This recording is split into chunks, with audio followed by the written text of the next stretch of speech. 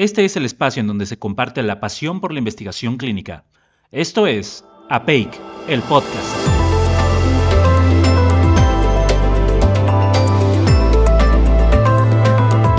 Los comentarios y opiniones expresados en este podcast, ya sea por el conductor o por nuestros invitados, son de exclusiva responsabilidad de quien los emite y no necesariamente representan la postura de APEIC o de las organizaciones donde nuestros invitados trabajen. Pues sean bienvenidos a este nuevo episodio de APEIC, el podcast, y el día de hoy se encuentra con nosotros directamente desde Monterrey el doctor Federico Ramos, presidente del Comité de Ética de la Escuela de Medicina del TEC de Monterrey. Doctor, para mí es un gusto tenerlo aquí en APEIC, el podcast. ¿Cómo se encuentra el día de hoy? Muy bien, gracias Diego. Muchas gracias por la invitación y saludos a toda la audiencia. Así es. Y pues como ya es tradición aquí en APEIC el podcast, en vez de presentar nosotros a nuestros invitados con bombo y platillo, preferimos que sea pues una conversación en donde usted nos platique pues qué hay detrás de esta figura, el doctor Federico Ramos, y qué fue lo que lo motivó, ¿no?, a elegir el camino que eligió y lo que lo llevó a estar donde se encuentra ahora. Entonces, platíquenos su historia, doctor. Muy bien, mira, yo nací Tapachula, Chiapas, al sur de México, frontera con Guatemala. Después, a los 18 años, me moví a Monterrey, estudié medicina en el Tecnológico de Monterrey. Soy de la quinta generación de la Escuela de Medicina del TEC. Posteriormente, pensaba que iba a ir para cirugía, pero al final mis pasos se dirigieron hacia España para hacer psiquiatría y el doctorado en ciencias médicas en la Universidad de Navarra, al norte de España, en Pamplona. Y volví en el 94 a la Ciudad de México. Allí estuve ayudando a la Universidad Panamericana a iniciar la Escuela de Medicina. Y también estuve en el Campus Ciudad de México trabajando en el TEC de Monterrey y con mi consulta privada de psiquiatría. Posteriormente, en el año 2000, me trasladé aquí a Monterrey, donde estoy desde ese año en la Escuela de Medicina del TEC de Monterrey. Y allí me pidieron que iniciara una área nueva que sería de investigación en general. Y posteriormente la investigación clínica, que se convirtió en una dirección de investigación clínica. En el Inter inicié el programa de doctorado en ciencias médicas para la Escuela de Medicina nuestra. También inicié el programa de psiquiatría para el TEC de Monterrey. Actualmente entrenamos psiquiatras en Saltillo, en Nuevo León, en Saltillo, Coahuila, en Monterrey, en Nuevo León, y también desde este año en León, Guanajuato. Es decir, en 3 entidades federativas ya estamos entrenando psiquiatras. Y para el tema de investigación concretamente, desde el año 2003-2004, cuando me pidieron que iniciáramos el área de investigación, también me pidieron que iniciáramos el Comité de Ética en Investigación, lo que sería el equivalente a un IRB en Estados Unidos, el Institutional Review Board o el Independent Ethics Committee, el Comité de Ética Independiente, que aquí en México pues hay una regulación muy concreta para los comités de ética en investigación, el Comité de Investigación y el Comité de Bioseguridad. Entonces los iniciamos desde el 2004, pensando en que vendría después un crecimiento en nuestra participación como Escuela de Medicina del TEC en la investigación a nivel nacional, como ha sido. Y bien, desde entonces he estado yo como promoviendo que se profesionalice el comité, la labor de los comités, tanto de ética como de investigación, como de bioseguridad, en la Escuela de Medicina del TEC de Monterrey.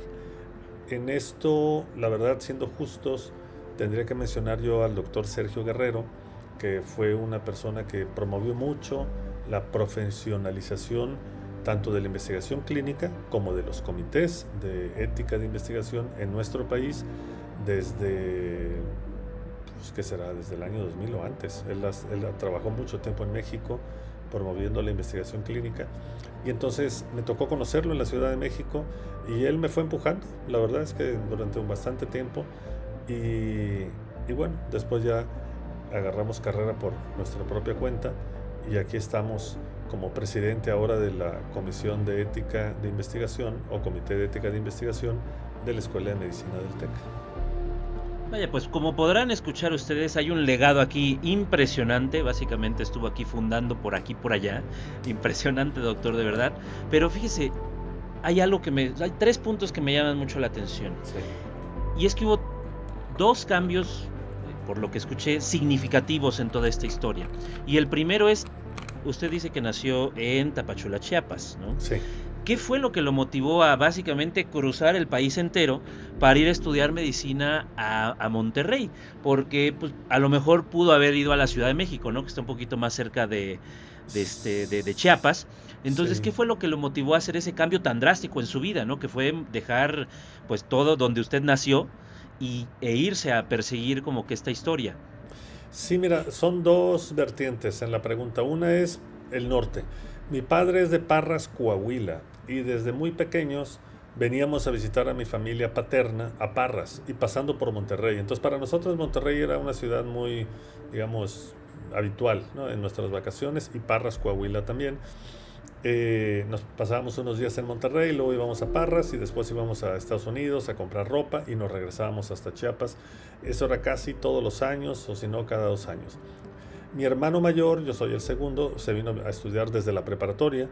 Yo no quise venir desde la preparatoria porque mi padre siempre quería que nos viniéramos a estudiar desde la preparatoria o en la carrera aquí al norte, ¿no? Y todos estudiamos en el norte, ya sea en Monterrey o en Saltillo. Y de hecho vivimos 4 en el norte, ¿no? O sea, solamente 2 regresaron a Tapachula, habiendo estudiado aquí en el norte. Y ese es el motivo de por qué moverme para acá. Medicina no te sabría decir. La verdad es que tomé la decisión, siempre me gustó medicina como idea en la secundaria y en la prepa. Y tomé la decisión en el TEC de Monterrey hace años. En aquellas épocas se podía tomar la decisión entre 1 o 2 carreras. Ponías la primera opción y la segunda. Yo estaba entre una ingeniería, lo que sería el equivalente a una ingeniería en sistemas actual, y medicina. Y puse como primera opción medicina y como segunda opción, en caso de que no pudiera entrar a medicina, ingeniería en sistemas de comunicaciones o telecomunicaciones, algo por el estilo. Muy diferente, ¿eh? Sí, no, ya sé. Y me escogieron para medicina, así que me fui por medicina. Sí, siempre me han gustado el tema, que las matemáticas y la física y las computadoras, etcétera. Entonces, pero bueno, me fui a medicina y aquí estoy como psiquiatra. Vaya que me identifico mucho con esta historia porque me acuerdo cuando yo estaba a punto de elegir carrera y primero estaba como que muy motivado a irme hasta Ensenada a estudiar nanotecnología, ¿no? Okay. Después surgió la idea de investigación biomédica básica y al final pues quedé en química farmacéutica, ¿no? Pero siempre fue por esta motivación de las matemáticas, la física, pero también la parte biológica. Entonces era como una mezcolanza de pasiones y de gustos que es difícil como que tratar de capturarlas todas en una sola carrera, ¿no? Porque cada quien tiene como que su especialización. Y la segunda cosa que le quería comentar es que también hubo ahí la decisión de seguirse por el camino de la cirugía, pero decidió irse a Navarra a estudiar esta parte de psiquiatría, si no me equivoco. Sí, sí. Pues, yo ¿qué estaba fue en lo el que lo Instituto motivó ahí a hacer Nacional. el cambio? Pues mira, yo estaba en el Instituto Nacional de la Nutrición haciendo mi servicio social en el Laboratorio de Cirugía Experimental del Instituto Nacional de Nutrición con el doctor Rubén Cortés, y me tocó coincidir ahí con el doctor Dilis, trasplante de hígado, con el doctor Bordes, que era el director del Sistema Nacional de Trasplantes. Íbamos a operar con ellos también en las cirugías privadas. Entonces yo claramente iba para cirugía en nutrición. Y al final me tocó conocer a un amigo, al doctor Gregorio Tomás Obrador, que ahora está de director, creo todavía, en la Escuela de Medicina de la Universidad Panamericana, allá en la Ciudad de México. Y hablando con él un día en una comida, me preguntó si no había yo pensado en algo diferente a cirugía, porque él, siendo médico internista, pues siempre andaba diciendo, ¿cómo es posible que alguien con cierta inteligencia estudie cirugía, ¿no? Siempre hay este pique entre internistas y cirujanos. Y entonces yo le decía, bueno, había pensado en psiquiatría, pero no me he encontrado, a gusto con alguno de los programas que hay aquí en el país. Me estoy más interesado en cirugía. Y me dijo, ¿y no habías pensado en irte a España, por ejemplo? Y le dije, no, nunca. Y me dijo, bueno, yo represento a la Universidad de Navarra aquí en México porque estudié medicina en Navarra. ¿Y qué te parece si les pregunto? Ve viendo el programa. Lo fui viendo, me gustó. Le dijeron que sí me aceptarían. Así que pues me fui a Navarra. Así, digo, en cortito, así fue. Y tuve que tomar la decisión entre quedarme a cirugía en nutrición o irme a España. y pues me decidí por España por psiquiatría. Vaya, una decisión bastante fuerte, ¿no? Porque involucra esta parte de irse a otra parte a estudiar, ¿no? Y esto involucra nuevas culturas, nuevos idiomas, ¿no? Afortunadamente, ¿no? Sí. No es un cambio tan drástico. Y después la otra parte que quería comentar es esta idea de la profesionalización de los comités de éticas directamente en una escuela de medicina, lo cual me parece una idea fantástica. Pero antes de eso, entremos un poquito a la parte de la investigación clínica en el área de neurociencia, ¿no? De psiquiatría y de todo esto. ¿Cómo es? Porque tenemos esta parte de investigación clínica en onco, en nutrición, a lo mejor se habla mucho como que de estas áreas usualmente, pero la parte de psiquiatría, que de por sí esa área es como muy misteriosa, ¿no? Tiene un aura muy interesante, porque es un enigma siempre estudiar el cerebro, las enfermedades mentales. Entonces la parte de investigación clínica, que de por sí ya trae como que cierto estigma, ¿no? Y en algunas películas la ponen como experimentación humana y cosas aquí macabras. Si ahora le sumamos la parte psiquiátrica, que hasta el hecho de los sanatorios y esto ya se utilizan mucho en películas de terror, pues ahora fusionar esos dos mundos, pues sí tiene como que una imagen interesante. Entonces platíquenos un poco más acerca de cómo es o cómo ha sido su desempeño en esta área. ¿Qué nos puede contar? Sí, mira, en iniciar la trayectoria de investigación para el programa de psiquiatría de la Escuela de Medicina del TEC, nos encontramos con varias dificultades. Primero, siempre es el económico. Hablando de investigación clínica en salud mental o en psiquiatría concretamente, hay que contar con todo el espectro de la investigación clínica, que va desde los estudios epidemiológicos, que hacen muchísima falta en nuestro país, es decir, saber exactamente con qué problemática estamos tratando. En otros países europeos, Estados Unidos, Canadá, suelen ser un poquito más estrictos, más bien hechos, ¿no? En el tema de la estadística que tienen de salud en general, ¿no? Y de salud mental en concreto. Aquí en México no ese es el caso, ¿no? El caso, lo que nos hemos encontrado en los hospitales psiquiátricos de nuestro país, al menos con los que hemos tratado nosotros, que es Saltillo, Monterrey y ahora León, es que tradicionalmente el sistema de archivo no está, para empezar, digitalizado. Generalmente está en papel, es un archivo a veces bastante incompleto, ¿no? De los datos de los pacientes, no es uniforme. Ya se ha ido consiguiendo que al menos clasifiquen las enfermedades según la clasificación internacional de enfermedades. Entonces, el primer paso en la investigación tendría que ser la investigación epidemiológica, y eso es la instrucción que le dimos nosotros a los residentes. Y luego está la investigación original, que se puede ir haciendo por parte de los profesores. El problema de la investigación original, si estamos hablando de dispositivos o de moléculas, es que es muy cara, es larga y es cara. Entonces se ubica ese tipo de investigación novedosa más en la industria farmacéutica, que es la que puede pagar esos presupuestos por lo caro y por lo largos, ¿no? Y por todo el tema de las acreditaciones ante las agencias reguladoras.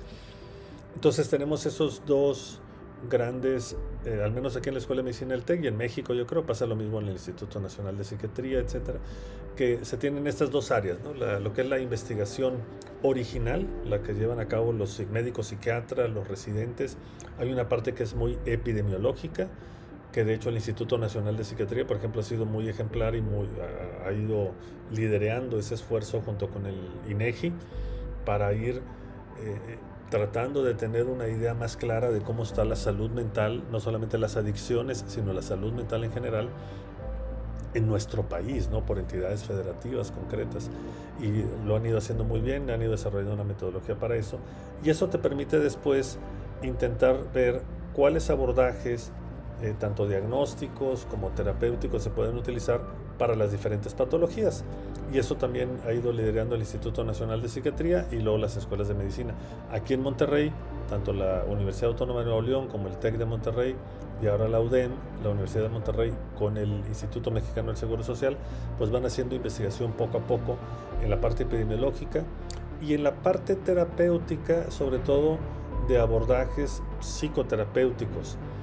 Porque, repito, para ya intentar con dispositivos como terapia electroconvulsiva, como dispositivos electromagnéticos, como la estimulación magnética transcraneal, o moléculas.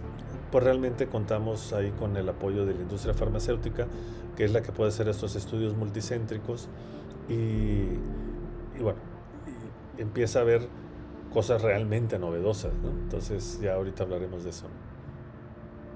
Esto, fíjese, jamás me había puesto a pensar en esta parte de los dispositivos, porque son cosas que usualmente en el día a día uno no se encuentra, ¿no? Este Sí, dispositivo de estimulación magnética transcraneal, en algún momento llegué a leer sobre eso, y sí, tiene bastantes años, o sea, uno si lo describe, la sí, audiencia probablemente algunos no lo han de conocer, pero cuando lo describe dice, esto debe ser algo revolucionario, ¿no? Del sí, futuro, pero realmente tiene bastantes años.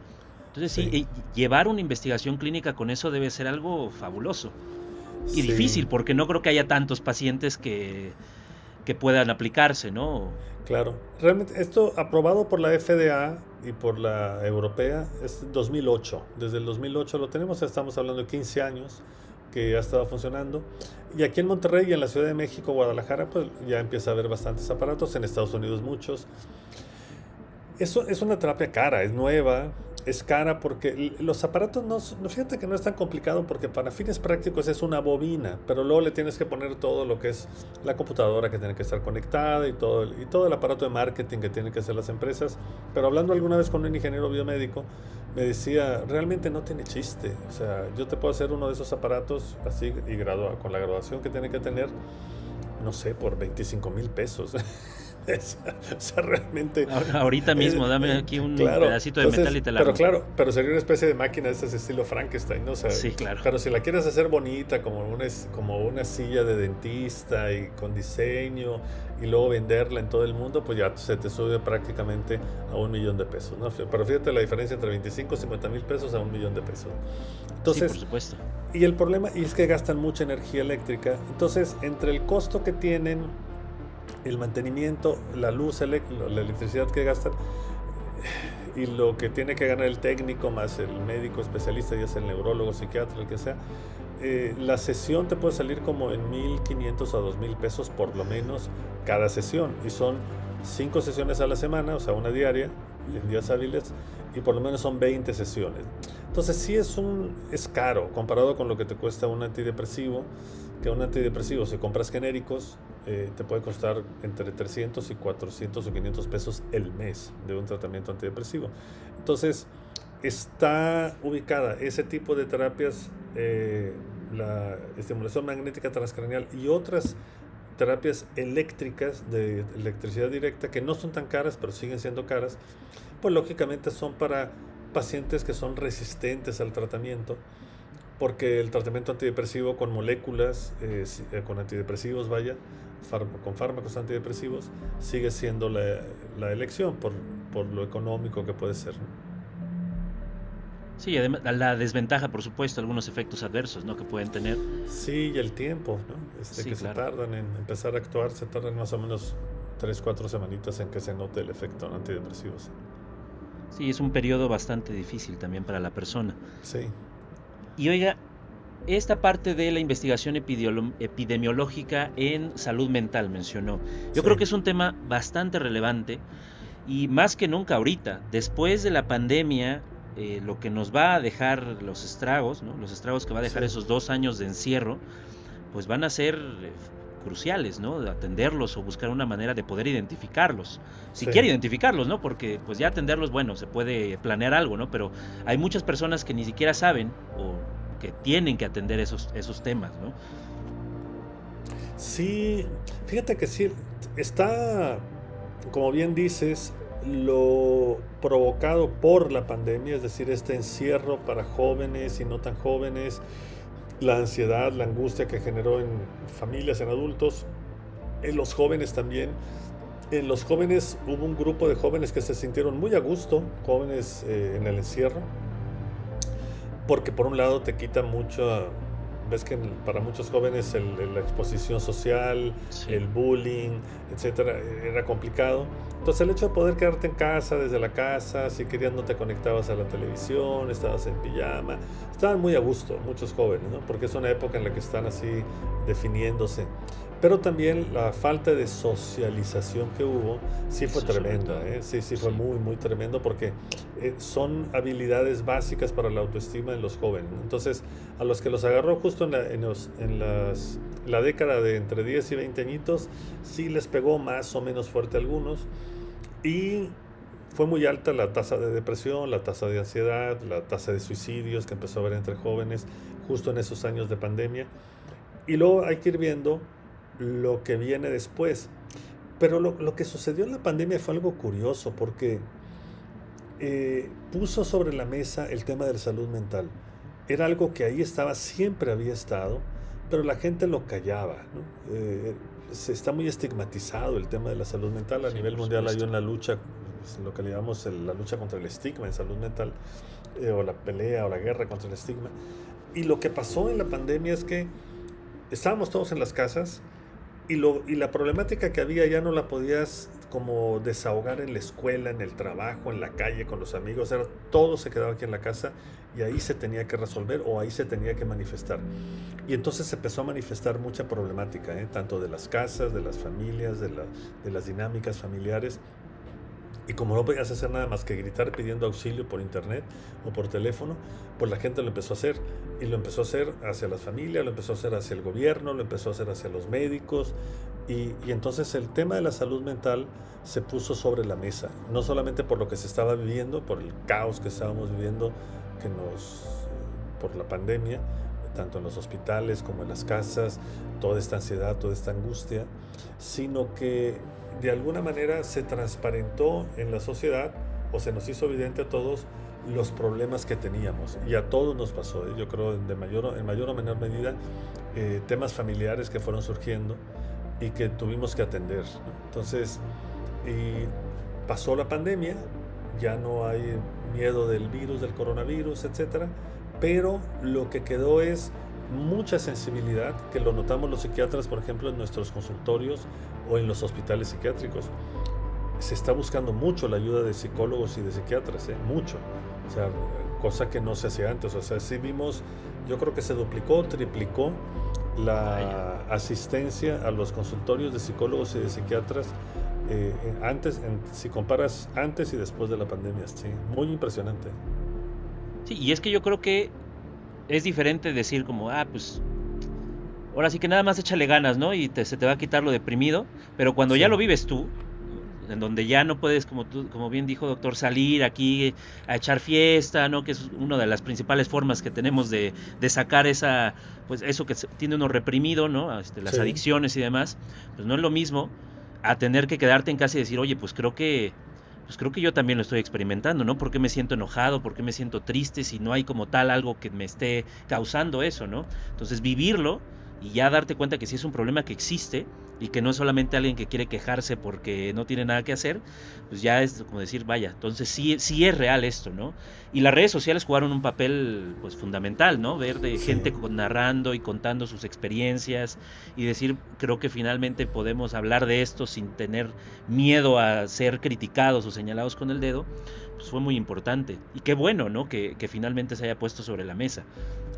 Sí, sí, ahorita que decías esto de las redes sociales fue impresionante. Por ejemplo, mi esposa que está interesada en el tema del suicidio,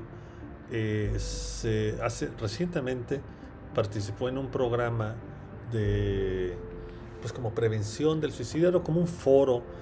La verdad es que cuando yo le envié la información que a mí me habían enviado, yo realmente pensé que era una especie de taller, ¿no? En la cual iban a haber algunos expertos hablando del tema. Y no, resulta que era una sesión de Zoom donde había una psicóloga, la que lo promovía, que era una mujer que su hijo se suicidó y entonces está promoviendo para ayudar a más gente para que no se suiciden. Y había personas familiares de personas que se habían suicidado y había personas, muchas jóvenes, que estaban pensando en este momento en suicidarse. Vaya. Entonces, fue una sesión de Zoom como con 30, 35 personas y mi mujer estaba en shock, o sea, como diciendo, wow, no me esperaba esto. Y le dije, yo tampoco, yo pensé que era otra cosa. Y me dijo, fue muy interesante.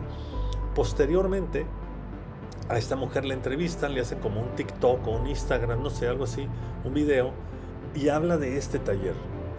La siguiente sesión había 600 personas, creo que ella nomás tenía su Zoom espacio para 300, entonces había 300 en la sala de espera de toda Latinoamérica, y la mayoría eran personas que estaban pensando en suicidarse. Muy impresionante, ¿eh? Qué fuerte. Decir, sí, como que lo sobrepasó, es decir, no pensaban, digo, ella había hecho este foro como para gente de Monterrey, haz de cuenta, y bueno, se juntaban 25, 30 por sesión.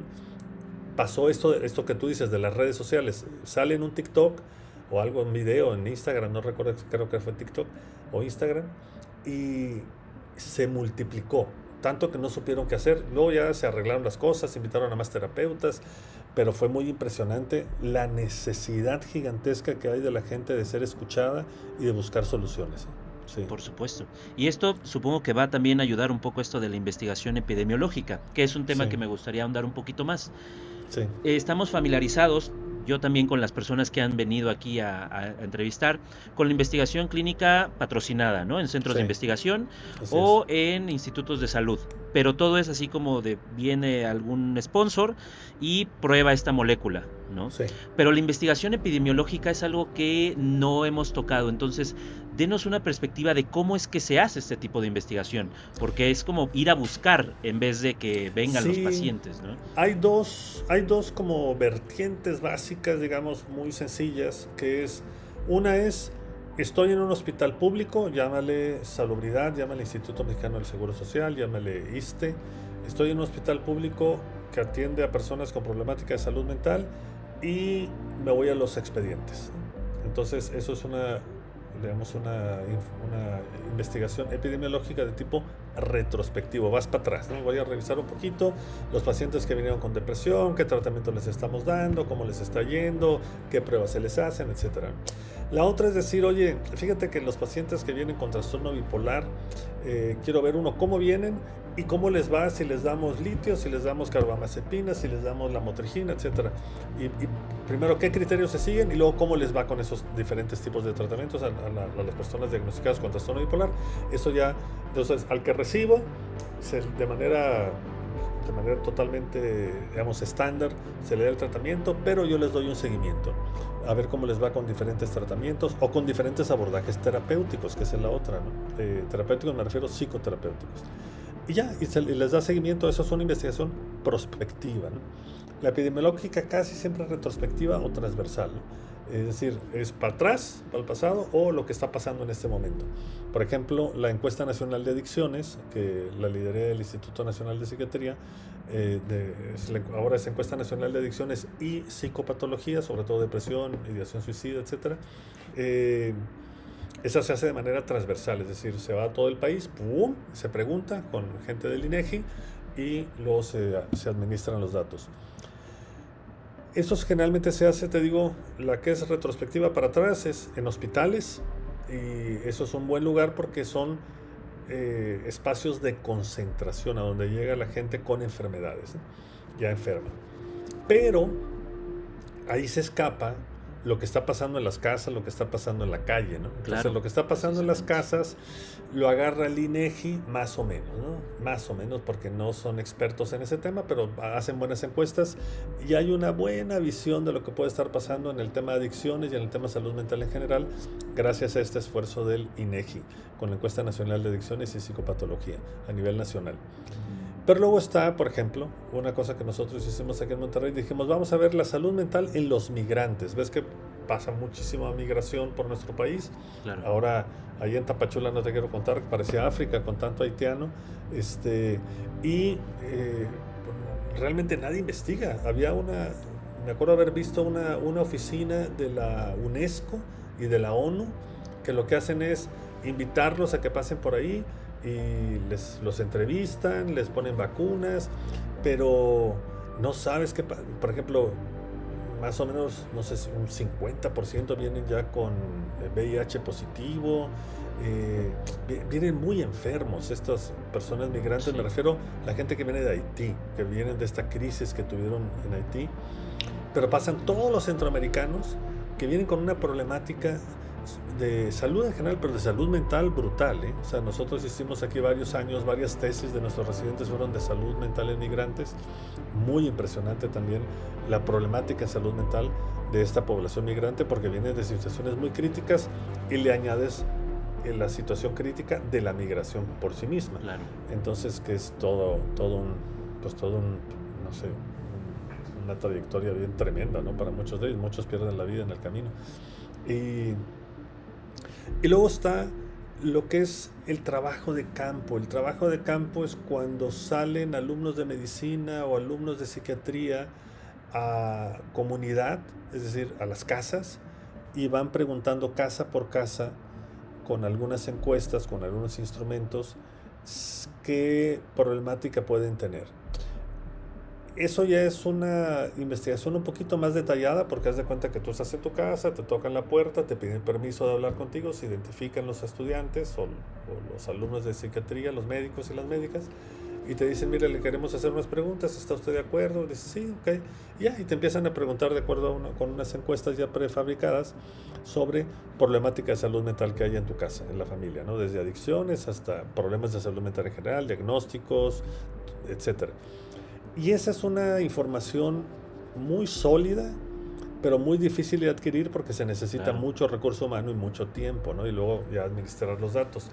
Pero cuando se ha hecho, la información que da es muy valiosa y muy tremenda. O sea, realmente hay mucha problemática de salud mental en nuestro país. Mientras más escasos recursos económicos tiene la gente, más problemática hay de violencia familiar, de problemas de salud mental no atendidos apropiadamente porque pues, no tienen el recurso ni el tiempo para ir a atenderse. Entonces sí hay una problemática de salud mental seria en nuestro país, y mientras más escasez económica hay, que en nuestro país desafortunadamente hay mucha pobreza, pues más problemática hay, ¿no? En las casas. Y eso se hace poco, es decir, se hace más si la investigación que se puede hacer en hospitales cómodamente en un archivo hospitalario, si de esa hay poca, imagínate lo poquito que hay de la que se está haciendo en la comunidad. Se están haciendo adelantos, pero ¿por qué eso es importante? Y por qué yo se los digo mucho a los residentes de psiquiatría y la hemos promovido mucho. Porque necesitas saber cómo está la realidad, necesitas tener una radiografía o una biometría hemática o una química sanguínea, pues para saber cómo está el organismo, ¿no? Entonces, de la misma manera es cómo vas a estructurar políticas de intervención en salud mental en un país o en una comunidad si no sabes realmente cómo está la problemática, ¿no? Lo que llega al hospital es una parte de la problemática, pero lo que está pasando en la comunidad, en las fábricas, en las empresas, en las universidades, realmente lo tenemos que averiguar pues, en la calle, en las comunidades, en las universidades, en las escuelas. Por ejemplo, otros residentes hicieron investigación sobre ideación suicida y ansiedad y depresión en escuelas secundarias y preparatorias antes de la pandemia. Otros lo hicieron aquí en las residencias del TEC de Monterrey, la ideación suicida en el TEC de Monterrey, en muchachos y muchachas que están en las residencias. Y sí te salen unos números que no te esperabas, bien impresionante, ¿eh? Sí, es que aquí me recuerda es como un cómic, una imagen que dice, ¿no? Hicimos una encuesta y 100% de los que respondieron esta encuesta afirman que les encanta responder encuestas, ¿no?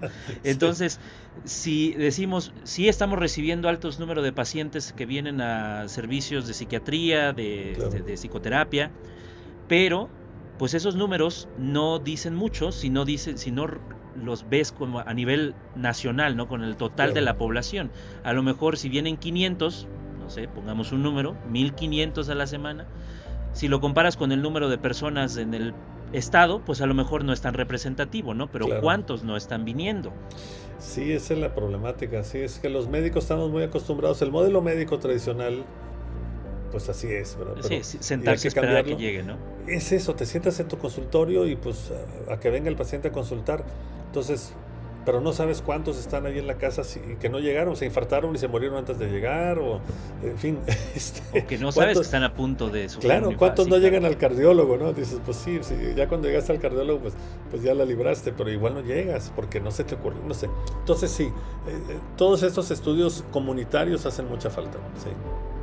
Y sobre todo, claro, y un tema que tocó muy importante, la parte de las políticas públicas, sí. ¿No? Porque una cosa es sacar información para, no sé, nuevos medicamentos o estadística, pero todo eso se tiene, o lo ideal sería que se tradujera en una decisión de política pública, de salud pública, ¿no? Sí.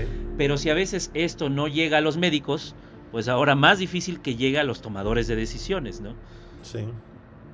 Entonces, qué interesante esta parte de la investigación epidemiológica, que es un tema que creo, insisto, no se llega a hablar tanto como que en foros donde están gente de las farmas o del gobierno, ¿no? Así es. Es que no es fácil. Sí, no, es complicado. Me refiero, y no es fácil ver bueno, es que quizá no está tan fácil la conexión entre los datos que yo obtengo y la venta de un producto, ¿no? Pero claro, yo creo que a la industria farmacéutica sí podría interesarle, y sí lo hacen, sí favorecen de pronto estos estudios, ya sea post-marketing, o sea, pero, y también han ayudado a veces a residentes a que hagan sus tesis, ¿no? Porque por supuesto que a la industria farmacéutica le interesa saber, bueno, cuánta gente con depresión hay, pues para saber a cuántos podemos llegar, cuánta gente recae, cuánta gente deja el medicamento y por qué lo dejan, ¿no? Las tasas por ejemplo, hay un amigo en Boston, Philip Lewandowski. Él hizo, junto con mucha gente ahí en la escuela de Harvard de salud pública, hicieron como un estudio así más o menos grande de la tasa de no cumplimiento, ¿no? De non-compliance con los medicamentos. Y se encontró que el 40% no cumplían con el 80% mínimo que se requiere de un medicamento, por ejemplo, antidepresivos, ¿no? Claro. Entonces, dices, claro, entonces el problema de esto es si la gente, tú y yo, por ejemplo, nos dan un medicamento y no cumplimos, el 40% no cumplen con un mínimo para que el medicamento haga su efecto. Entonces la gente, el gobierno puede pensar, o no sé, los médicos podemos pensar, estamos dando el medicamento, pero la verdad es que el 40% de la gente no está cumpliendo y por lo tanto no se van a recuperar. Porque cuando la industria farmacéutica hace un estudio clínico, una de las cosas, yo he participado como investigador principal con la industria farmacéutica en algunos protocolos, y nos cercioramos muchísimo de que la gente se tome los medicamentos. Si la gente no se toma el medicamento, lo sacas de la investigación. Entonces, estamos seguros, cuando tú terminas una investigación, que todos los que terminaron cumplieron al pie de la letra con el medicamento, y entonces puedes decir, si la gente cumple al pie de la letra el medicamento, el 30, 40, 60% va a funcionar, ¿no? Y se van a quitar la depresión. Si la bronca es que cuando ya estás en la vida real, lo que llamamos real, el experimento es en la vida real, el 40% no se lo va a tomar así. Ese es el problema. Entonces, y no solamente eso, ¿no? Porque hay algunos que lo van a acompañar con ciertos alimentos, algunos que se lo van a pasar con refresco, otros con una cubita, ¿no? Entonces, esa clase de cosas que nunca se contemplan en un ensayo clínico, pues es lo que está pasando en la vida real. Así es.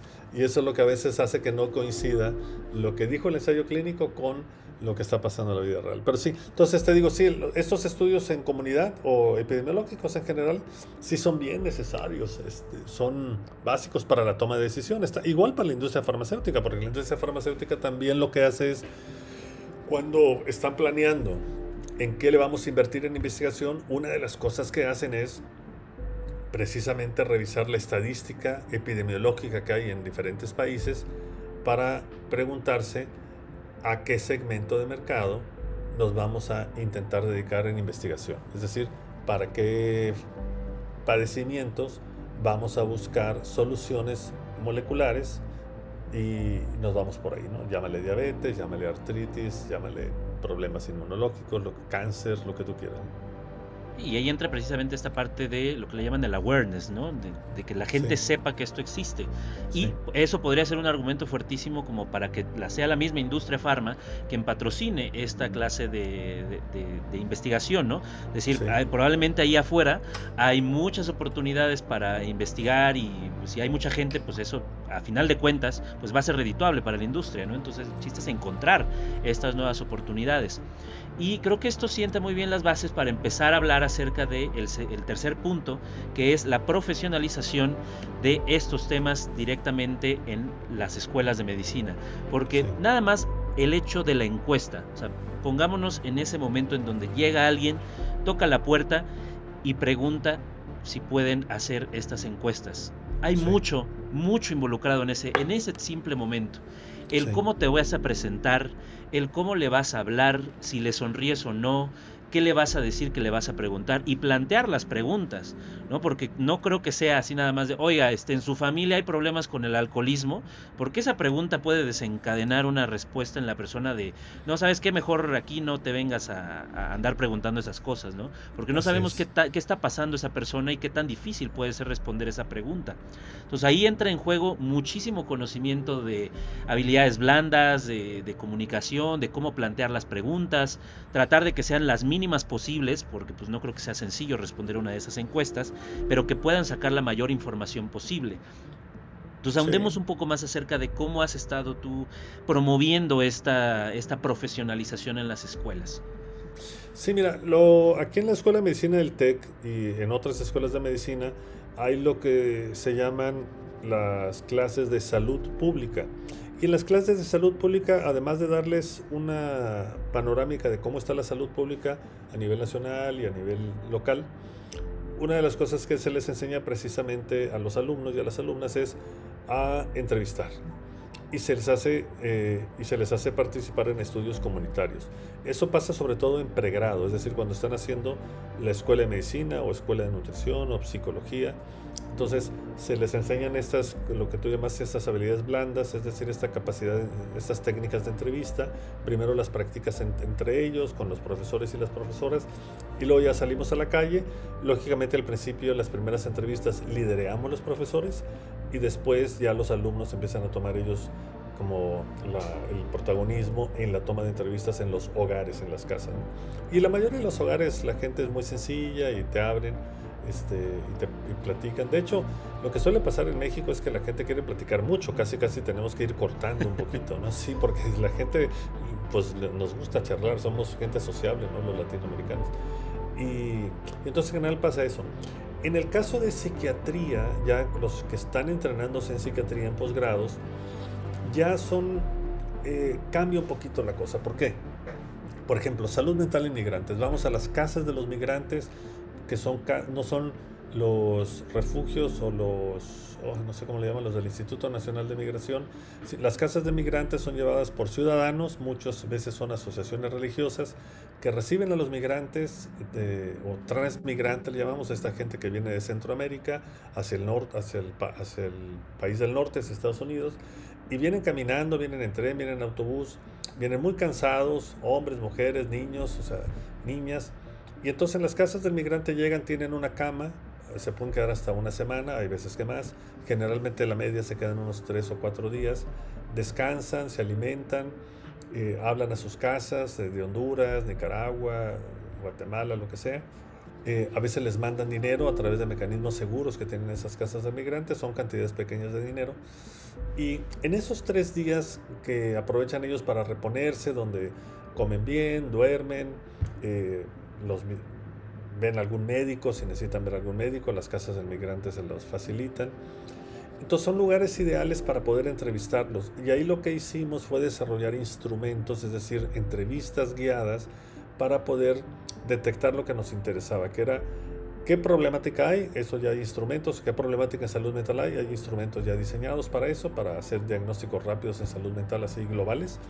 Pero también nos interesaba saber del viaje migratorio, de la situación que tú vivías en tu país, de tu viaje migratorio, qué podría tener que ver Por ejemplo, el tiempo que llevas viajando, las enfermedades, los abusos que has sufrido por parte de las autoridades o de la sociedad civil, etcétera, ¿no?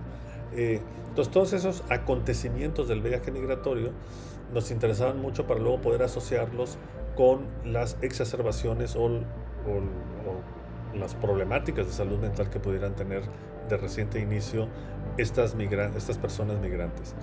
Entonces, lo que dices tú, sí, se desarrollan estos instrumentos, se aplican en las casas del migrante, que es un lugar a donde llegan, como ellos se sienten a gusto, porque son casas del migrante donde les están ayudando a comer, con ropa nueva, con atención médica, etc. Entonces se sienten con mucha confianza y se abren mucho con relación a la información que te van a dar, te dan información muy sincera. Y una de las cosas que nos encontramos ahí es que los residentes, y a mí me pasó también en lo personal, es que cuando estás entrevistando a la gente, te piden consulta. Es decir, ya no eres un estudiante de medicina. A los estudiantes también les piden, pero cuando ya saben que eres médico graduado y que estás haciendo una especialidad, por ejemplo, en nuestro caso psiquiatría, ya directamente te piden consulta, ¿no? Y entonces, por supuesto que se las damos, sobre todo cuando hay situaciones muy difíciles. Hay migrantes, me tocaban los residentes que me llamaban y me decían, doctor, es que hay un migrante que está pensando en suicidarse hoy, ¿no? Entonces, bueno, había que intervenir inmediatamente, ¿no? Pero la problemática que teníamos era, por ejemplo, cómo ayudarle a estos migrantes que traen un cuadro depresivo mayor o un estrés postraumático, porque a veces les habían matado a sus familiares 2 o 3 días antes en Honduras y estaban por aquí ya en México. ¿Cómo ayudarles a estas personas si nada más los voy a ver 3 días? Es decir, van a estar aquí en esta casa del migrante 3 días porque en 3 días o 2 más se van para seguir su camino, ¿verdad? Es gente con una resiliencia brutal. O sea, dices, ¿cómo le hacen para venir con estos duelos cargándolo, ¿no? Porque les han matado gente, ¿no? Muy cercana, y vienen caminando y siguen caminando, ¿verdad? Para llegar al norte a trabajar. Entonces, lo que se empezó a diseñar fue como quedarse con los datos o teléfonos, sobre todo de correos electrónicos de ellos o de sus familiares, para intentar seguir en contacto por medio del correo electrónico con ellos, y fue lo que se consiguió, ¿no? En algunos casos, pero es una población flotante, pues muy difícil de, ¿cómo decírtelos?, de agarrarlos, de empuñarlos, de ayudarles, porque pues ahora sí que como una ola, ¿no? Van pasando, y esa población flotante, la población migrante, es una población con mucha problemática en salud mental y de difícil tratamiento, ¿no? Por lo mismo, porque están pasando. Claro, sí, y tú, como dices, ¿no? Yo creo que el menor de sus problemas es pues andar cuidando de su salud mental, ¿no? Cuando tienes que llegar a un lugar como que es tan difícil de llegar como es los Estados Unidos y de forma ilegal. Claro. Pero fíjate que, por ejemplo, una de las cosas que vimos es mucho alcoholismo, ¿no? Por ejemplo. Sí, claro. Y luego, entonces resulta que pasan a Estados Unidos. Y adivina cuál es uno de los principales motivos por los cuales regresan a la gente de Estados Unidos a México, a Centroamérica. Que los agarran manejando borrachos o haciendo alguna tontería borrachos en Estados Unidos. Entonces, claro, no controlan ese alcoholismo, se pasan al otro lado. Aquí lo van controlando porque no tienen dinero los pobres ni para comprar una cerveza. Llegan allá, empiezan a trabajar y en cuanto ganan unos $, lo primero que hacen es irse a la tienda por unas cervezas, ¿no? Para celebrar. Y en las borracheras a veces es cuando los agarran y los regresan, ¿no? Qué coraje, ¿no? Claro, entonces te digo, sí hay asociaciones muy directas entre el éxito de su viaje migratorio y su problemática de salud mental, ¿no? En este caso, las adicciones. Y entonces la parte de lo que mencionaste de profesionalizar esta área, ¿crees que es porque hace falta más capital de más personas que se dediquen como que a idear estrategias, apoyar en esto, o tiene otro enfoque? Sí, yo creo que la profesionalización de lo que es la investigación epidemiológica en cualquier área, en mi caso yo estoy en salud mental, pero la verdad es que hace falta en todas las áreas en nuestro país, en todas las áreas médicas y en Latinoamérica. Yo creo que es una problemática de nuestra querida Latinoamérica. Sí hace mucha falta porque esos datos duros, estadísticos, son los que le van a permitir tomar decisiones tanto a los gobiernos como a la industria farmacéutica sobre cuáles son los frentes que hay que atacar primero, ¿no? Desde el punto de vista de salud. Entonces sí hacen falta recursos humanos. Es una investigación que no es muy bien pagada todavía. Creo que, pues, porque con esa información a veces no obtienes mucho dinero inmediatamente, ¿no? Entonces no es tan bien pagada, ¿no? Pero sí hace muchísima falta y es lógico que salga de una unión, ¿no?, de equipos multidisciplinarios donde estén sociólogos, psicólogos, médicos psiquiatras, por ejemplo, también, y médicos generales, ¿no? Y también pues la gente que es experta en, pues que son gente experta en estadística, en matemáticas sociales, gente experta en salud pública, ¿no?, y que vienen desde la sociología o desde la estadística, ¿no? ¿Crees Sí, que pero esto se podría como materializar en o sea, enfocarlo hacia una licenciatura tal vez, o una especialidad? pues más especialidad, Diplomados. porque está la salud, está el Instituto Nacional de Salud Pública, que yo creo que hacen muy buen trabajo. Por ejemplo, hay un trabajo impresionante que han hecho unos amigos ahí de salud pública. Ellos, en Estados Unidos hay una base de datos muy conocida por la gran información que da, porque son las enfermeras, es The Nurses Association, ¿no? La Asociación de Enfermería, así como está la Asociación de Médicos, está la Asociación de Enfermeras. Entonces las enfermeras, que son casi todas mujeres, también hay muchos hombres, pero la gran mayoría son mujeres, desde hace muchísimos años tienen una base de datos que se va actualizando año con año, con exámenes que se van haciendo de salud. Y entonces es un corporativo gigantesco de millones de personas, de millones de mujeres en Estados Unidos, que entran a ser enfermeras cuando tienen 20 y poquitos años y se jubilan y siguen dando su información después de jubiladas. Entonces tienes gentes desde los 25 años hasta los 75, 85 años, y son millones de personas, y esa es una base de datos gigantesca que da demasiada información sobre el tema de salud en la mujer concretamente, ¿no?, en Estados Unidos. Entonces unos amigos que hicieron su especialidad en la Universidad de Harvard, en salud pública de Harvard, decidieron hacer algo parecido aquí en México, y entonces vieron que enfermería no era un cuerpo tan establecido en México como lo es en Estados Unidos, pero se encontraron con otro cuerpo que era el cuerpo magisterial. Se dieron cuenta que las maestras sí empiezan a ser maestras desde muy jóvenes, se quedan siendo maestras y se mueren siendo maestras, ¿no?, de viejecitas. Y entonces dijeron, bueno, ahí es donde está. Entonces hablaron con la gente del sindicato y aceptaron hacer una base de datos que se llama así, la base de datos de México, se llama EsMaestras. Entonces es una encuestas en salud de las maestras mujeres, y ahora han involucrado hombres también. Y se hizo una base de datos que es pública, del Instituto Nacional de Salud Pública, que es genial y que da datos sobre salud en general, que más o menos reflejan la salud de la mujer mexicana, y de salud mental en concreto. No hay muchos estudios de salud mental, pero sí algunos cuantos. Pero es una chulada esa base de datos, y la están actualizando cada 2 años. Vaya, qué interesante, doctor. De verdad, este tema muy, muy interesante. Sí. E insisto, es un tema que hace falta hablar un poco más de eso, porque pues si no se conoce, ¿no?, cómo la gente va a buscar especializarse Claro. o dedicarse a esas áreas. Entonces yo creo que este episodio sin duda alguna será muy enriquecedor, y le agradezco que nos haya acompañado el día de hoy. Que Muy déjeme bien. decirle que nos quedamos sin tiempo, pero queda pendiente para otra temporada, porque yo quiero hablar acerca de los estudios de dispositivos, que mencionaba que es Ok. algo más difícil por Sí. la parte de los recursos, pero que hay cosas que estoy seguro que deben de ser impresionantes para este tema. Sí, y la legislación y la También, ¿no?, lo y difícil que es categorizarlo. Y no estamos familiarizados los comités de ética de nuestro país en el tema de dispositivos, ¿eh? En otros países sí, pero hay mucho de farma, hay mucho de biológicos actualmente, pero de dispositivos es muy poquito.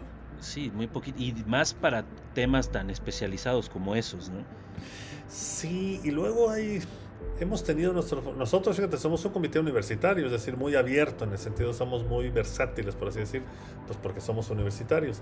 Estamos en una universidad aquí nacional, aquí en México, el TEC, pero de repente nos han llegado temas de dispositivos que se quieren inventar ingenieros, por ejemplo, para el tema salud, para detección de cáncer, exoesqueletos, cosas así. y de repente te das cuenta que están haciendo barbaridades, porque claro, no saben, ¿no? Sí, claro. Y entonces, o están queriendo sacar conclusiones que no son válidas. Sí. Entonces, sí tiene su chiste. El tema de los dispositivos es todo un tema, sí. Y esto en serio, que quede así, quedan todos de testigos aquí, que el doctor Federico regresará en la siguiente temporada o cuando la agenda lo permita para hablar de este tema, porque ya en algún episodio igual platicamos acerca de los dispositivos médicos y se hablaba de los ingenieros biomédicos, ¿no?